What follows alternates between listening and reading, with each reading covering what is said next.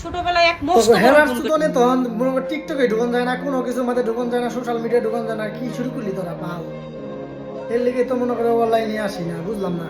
ভিডিওটা দেখেন, খালি ভিডিওটা দেখেন কি কয় এগুলা। ছোটবেলায় এক মস্ত বড় ভুল করে ফেলছিলাম। কি বল?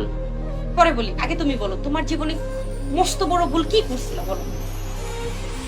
ছোটবেলায় আমি কোনো ভুল করিনি, তাহলে ভুল করেছি বড় হয়ে। তাই নাকি, কি ভুল? সবচেয়ে বেশি বড় ভুল করেছি হ্যাঁ তোমাকে আমি বিয়ে করে। হ্যাঁ